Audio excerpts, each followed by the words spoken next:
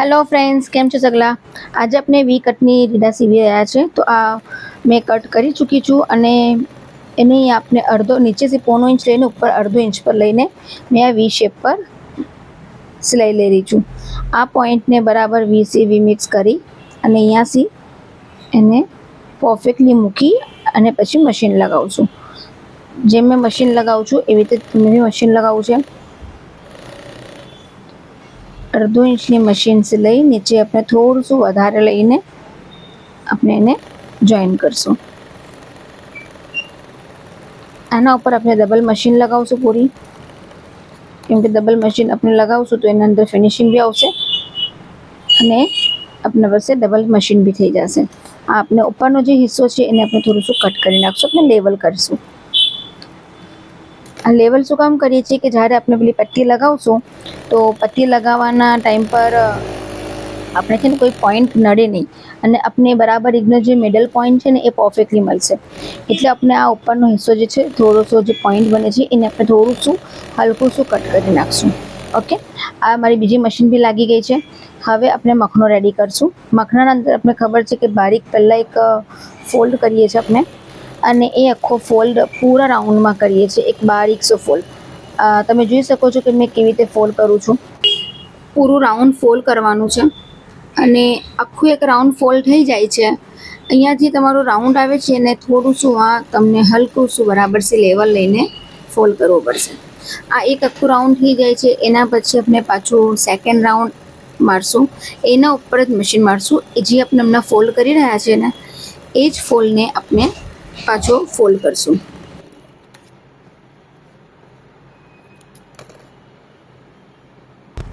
આ તમે જોઈ શકો છો આખું એક ફોલ્ડ. હવે આપણે સેકન્ડ ફોલ્ડ કરીએ આવી રીતે. ઓકે, તો આપણે આને આખું ફોલ્ડ કરી લઈએ છીએ ફટાફટ.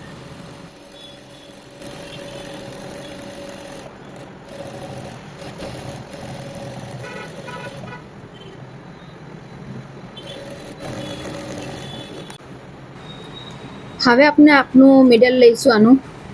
ઓકે, આનું મિડલ લઈને એક આપણે માર્કિંગ અહીંયા આપશું, પોઈન્ટ આપશું.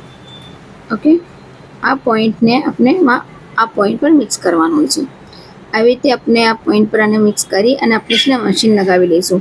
કેમ કે અગર બિગનર હશે તો બિગનરને શું થાય છે, જ્યારે આપણે આખી પૂરી પટ્ટી લગાવી લઈએ છીએ ત્યારે છે ને બિગનરના અંદર આ પ્રોબ્લેમ શું વધારે આવે છે કે જે આ બંને તરફનું એન્ડિંગ છે એ એન્ડિંગ છે ને ઉપર નીચે થઈ જાય છે.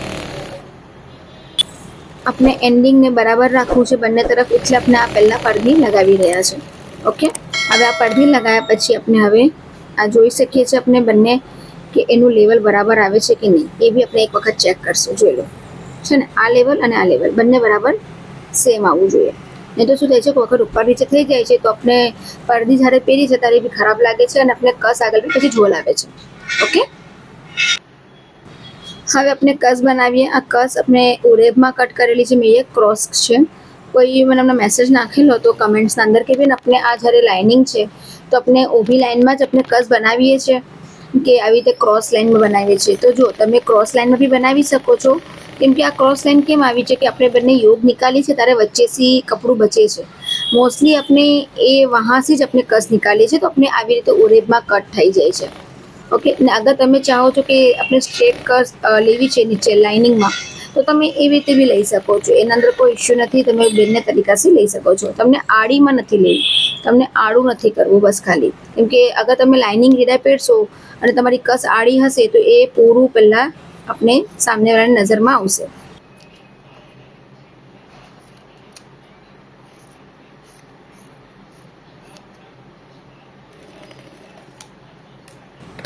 આમાં મેં હમણાં એક્સ્ટ્રા કપડું કટ કરું તો એ તમારે વધારે લાગે છે તો વધારે કપડું હોય તો તમે કટ કરી શકો છો. બાકી અગર થોડું હોય તો તમારે જરૂરત નથી કટ કરવાની.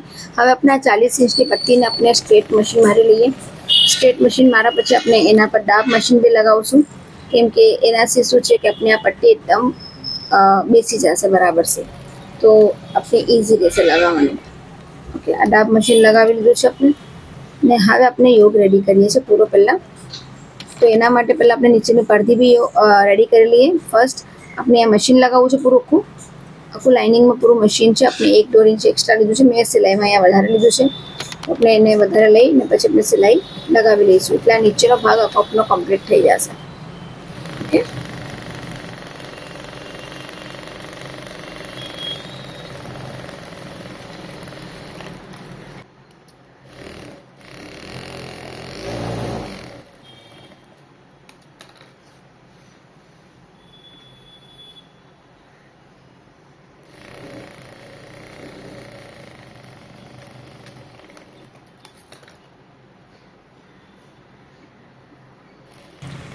હવે આપણે ગેઝિંગ કરશું અને ગેઝિંગ કેવી રીતે કરશું આ તમે જોઈ શકો છો. મેં પહેલાં એક જ કપડા પર એક પગ મૂકીને પછી મેં મોટું મશીન ચલાવ્યું છે એટલે કે એમ સમજો ને કે 4 કે 5 નંબરનું મશીન છે. 3, 4 અને 5 આ મશીન તમે લગાવી શકો છો. આપણે એક મશીન લગાવવું છે એના બાદ જ આપણે બીજું મશીન લગાવવું છે એના બરાબર નીચે. ઓકે. આ આખું એક મશીન લાગી જશે આપણું. હવે આના પછી જ મેં નીચેથી સેકન્ડ મશીન બી ચાલુ કરી નાખું છે. તો સેકન્ડ મશીન બી એના નીચે से बराबर चालू રહેશે. એક પગનો જ આ રહેશે માર્કિંગ આ લાઇનથી. ઓકે. તો આપણે આ પૂરું મશીન લગાવી દઈશું. એના પછી આપણે ગેઝિંગ ખેંચવાનું છે અને કે આ ગેઝિંગ વાળી લીડા છે. અગર પ્લેટ્સ વાળી હોત તો આપણે પોઈન્ટ આપતા અને અગર ગેઝિંગ વાળી હોય તો આપણે પોઈન્ટ આપવાની જરૂર નથી. હા, અગર તમે પોઈન્ટ આપ્યો છો તો મિડલ પોઈન્ટ આપી દેવાનું. તો મિડલ ટુ મિડલ મિક્સ કર્યો તો તમારે ઇઝી રહેશે. બે મશીન લેવાઈ ગયા છે.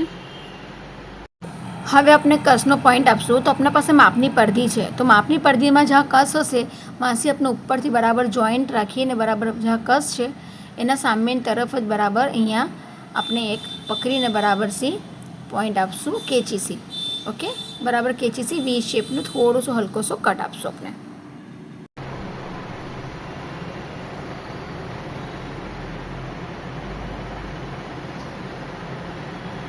ઓપન પાર્ટ રાખેલો છે એનો અહીંયા પોઈન્ટ આપી કર્યું છે.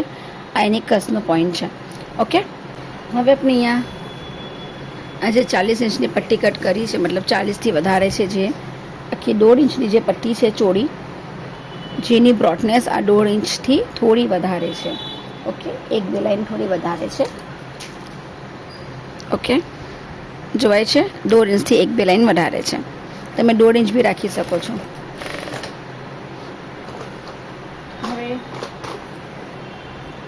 આ પોઈન્ટ અંદર છુપાઈ જાય છે ખબર નહીં પડતી તો આપણે એક અહીંયા માર્કિંગ કરી શકીએ છીએ.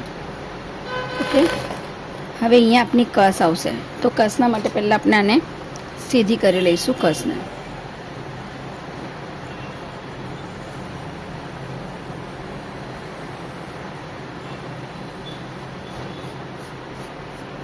પુશ કરશું એન્ડ ધેન કસ રેડી. એન્ડ સેકન્ડ બી સેમ આપણે એ જ પ્રોસેસથી કરશું. આ સલિયો તમારે અગર પાસે ના હોય તો આ આપણે ટોપી ગોઠવાનો કાંટો હોય છે એ નથી બી ચાલશે. એ આપણે બિગ સોયો હશે તો બી ચાલશે. અને ઓકે આ થઈ ગયું. અહીં આપણે 19 ઇંચ પર રાખશું અને આ સોયો હમણાં એમેઝોન પર અહીંયા મીશો પર બી તમને મળી જશે. અગર હશે તો તમને મેં લિંક શેર કરી દઈશ. ઓકે. હવે આપણે અહીંયા મૂકશું એક કસ પોઈન્ટ પર એને આપણે અહીંયાથી કન્ટિન્યુ ચલાવશું.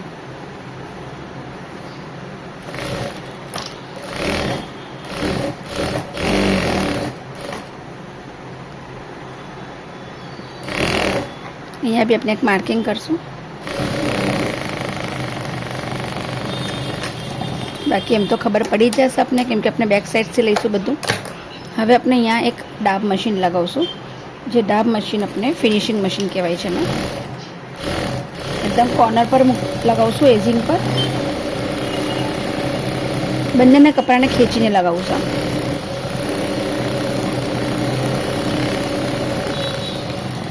કે આપણું અહીંયા કપડું ફૂલું ના રહે. ઓકે. આ કેટલું પ્લેન છે જોવાય છે ઘણું. ઓકે. હવે આપણે પેલું અહીંયા પોઈન્ટ તક આપણે એને અંદર બંધ કરવાનું છે. આપણે બંધ કરી લઈશું. ઓકે. અને સામે રાખી બેક સાઈડ પર મશીન મૂકશું. યોગને બરાબર મેચ કરશું. ઓકે. કસને બરાબર રાખશું આવી રીતે પરફેક્ટલી. કોઈ બી ઝોલ ના આવે અહીંયા, કંઈ બી નહીં, કપડું આગળ પાછળ ના હોય, પરફેક્ટ હોય. ઓકે, એન્ડ ધેન આપણે એને અહીંયાથી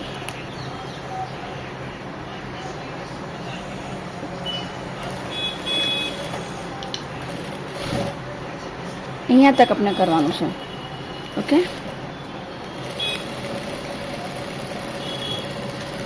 લોક કરશું આપણે અહીંયા.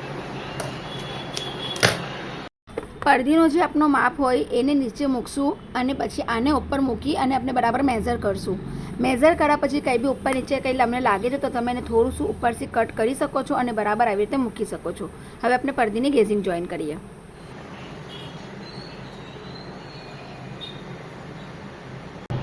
આ સાંધાને સાંધાથી મિક્સ કરવાનું છે અને આપણે અડધો ઇંચની ઉપર સિલાઈ પર લઈ અને આપણે એને ગેઝિંગ જોઈન કરશું. નાનું મશીન લઈશું.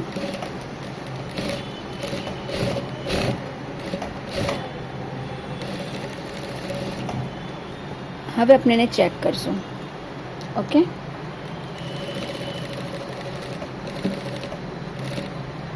ચેક કરશું કે આ આપણું અહીંયાથી આ સાંધો અહીંયાથી અહીંયા આવે છે કે નહીં. આ વાળો સાંધો ઓકે, તો પરફેક્ટ આવે છે. તો આપણે વધારે ખેંચમતાની નથી કરવાનું અને સિમ્પલ આપણે જેમ ગેઝિંગ લીધી છે આપણે એના ઉપર જ મશીન લગાવવાનું છે. ઓકે, પહેલાં ચેક કરી લેવાનું તમને ઉપર નીચે કંઈ લાગે છે. આ જો થોડું જ ફરક છે, જોવાય છે. આ અહીંયા છે ને મારી આ અહીંયા છે, આમ જોઈ શકો છો. આ સાંધો અહીંયા છે ને મારો સાંધો અહીંયા છે. મને અહીંયા ગેઝિંગ બી વધારે છે તો મેં આને લેવલ કરીશ અને આને અહીંયાથી પાછળની તરફ થોડી પુશ કરીશ. ઓકે, પછી ફરીથી પાછું મેં અહીંયાથી મશીન બરાબર એડજસ્ટ કરીને કરીશ બધું. ઓકે, આ બધું એડજસ્ટ કરવાનું હોય છે મશીન પર અને મારો આ સાંધાને આ સાંધા પર મિક્સ કરીશ. ઓકે, હવે મને અહીંયા જે બી છે પ્લેટ્સ લેવાની એ મેં અહીંયા તક લઈશ. મને અહીંયા આટલામાં પ્લેટ્સ નથી લેવાની, સોરી, મેં અહીંયા એડજસ્ટ કરીશ. હવે મને આટલામાં પ્લેટ્સ નથી લેવાની. આ સાંધો તો સાંધો મારો મિક્સ થઈ ગયો. મેં આટલામાં પ્લેટ્સ નહીં લઉં એટલે મારી અહીંયા આવીને મારી એન્ડ થઈ જશે પ્લેટ્સ. ઓકે, હવે આ જે ધાગો છે એના અંદરનો એ ધાગાને મેં કટ કરી નાખીશ. આ આખો ધાગો મારો નીકળી ગયો. હવે આ જે મારી સેકન્ડ પાછળની તરફની છે બેક સાઈડનું, એ બેક સાઈડને મેં પાછું અંદર કવર કરી ને પછી એના ઉપર પાછું આપણે ગેઝિંગ લઈશું. આપણે એ સેમ ટુ પ્રોસેસ કરશું જેમ ફ્રન્ટમાં કરેલું આપણે સેમ એવી રીતે આપણે બેકમાં કરવાનું છે. હવે આ આપણું અહીંયા બચી રહ્યું છે, આ આપણે આખું ચેક કરશું. ઓકે, ફાઇન, બરાબર આવી ગયું. હવે તમને જોવાતું હશે કે અહીંયાની તરફ પ્લેટ્સ થોડીક ઓછી છે, બટ આપણે એને લેવલ લઈ લઈશું. ઓકે, આપણે જેમ અહીંયા આગળ જઈશું એમ થોડું થોડુંક આગળ પાછળ કરી ને એને આપણે થોડું પુશ કરીને પાછળની તરફ ઢકેલશું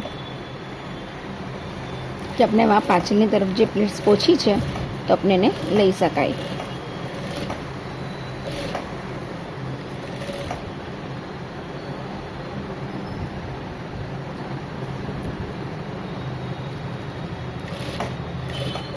આ કરવાનો બી બરાબર છે તરીકો છે, કેવી રીતે મૂકવાનું છે કપડું, કેવી રીતે લેવલ કરવાનું, કેવી રીતે બધું મૂકવાનું. હજુ ઘણું બધું અંદર જાણવા જેવું છે. ઘણી ટ્રિક્સ છે બદલી થોડી થોડી ઝીણી ઝીણી, એ ધ્યાન રાખવા જેવી છે. પણ આ તમે બધું ક્લાસ કરો તો તમને આ બધી ડિટેલ્સ વિડીયો આખી પૂરી મળી જાય. આ તમારી એક શોર્ટ વિડીયો છે તમને જેના અંદર તમને થોડુંક બેઝિક તમને નોલેજ આપી દઈએ છે. બાકી અગર તમને ફૂલ ડિટેલ જોવે છે તો તમે મારો ક્લાસ જોઈન કરી શકો છો. ઓકે, હવે મેં આના પર સેકન્ડ મશીન મારીશ મારું. જ્યાં આપણે ફર્સ્ટ મશીન મારેલું વાં જ એના ઉપર જ યા પછી એની બેક સાઈડ પર મતલબ નીચેની તરફ. હવે આને આપણે એકદમ નાનું જ મશીન લેવાનું છે, મોટું મશીન નથી ચલાવવાનું.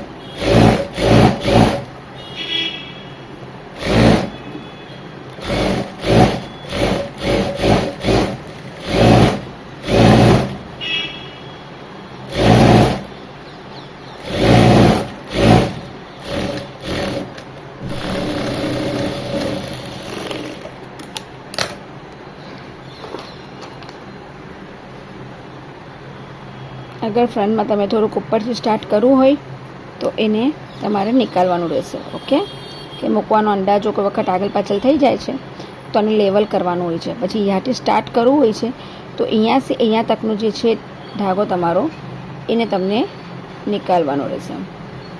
ઓકે ને તો શું થશે, આગળની તરફ થોડો અલગ સે એક પોઈન્ટ બની જશે. ઓકે, મેં નીકાળી કાઢું જો. એટલે મારું જ્યારે અહીંયા બનશે ત્યારે જોઈ છે આ જો થોડુંક ઉપર હતું નીચે હતું, તો જો હવે મેં એને ખોલીશ, આમ લેવલ કરીશ. અમારો ઉપરનો ધાગો છે. ઓકે, તો અમારું લેવલ થઈ જશે. આ લેવલ કરવું જરૂરી છે, નહીં તો શું થશે, એક કપડું ઉપર ને એક અહીંયા તો ખોચો બની જશે. અહીંયા એક ખોચો ના બનવો જોઈએ. ઓકે,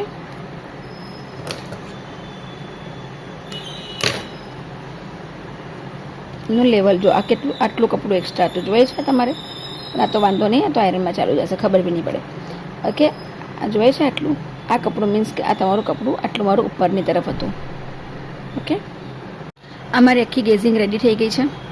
આવા જ વિડીયો તમને જોવા હોય તો મારી ચેનલને લાઇક અને સબસ્ક્રાઈબ કરજો અને મારી ચેનલને આગળ ફોરવર્ડ બી કરજો. ઓકે, કે ઘણા મમ્મીની બૈરાઓ જે ઘરે બેસીને કામ કરવા ચાહે છે મારી વિડીયો જોઈને આરામથી શીખી શકે. એ જ વિડીયો તમને જોવી હોય તો મારી ચેનલને લાઇક અને સબસ્ક્રાઈબ કરજો અને આપણા ફેમિલી એન્ડ ફ્રેન્ડ્સના અંદર શેર કરજો. ઘણા મમ્મી બહેનો જે મારી વિડીયોઝ જોઈ છે એ પ્લીઝ સબસ્ક્રાઈબ નહીં કરતા, તો સબસ્ક્રાઈબ કરી અને બેલ આઇકોનનો જે બટન છે બાજુમાં એ પ્રેસ કરજો, જેમ કે મારી નોટિફિકેશન તમારે પરફેક્ટલી આવી શકે છે, જે બી મેં વિડીયો અપલોડ કરું એની નોટિફિકેશન. ઓકે, તો ચલો, thank you for watching. Bye bye.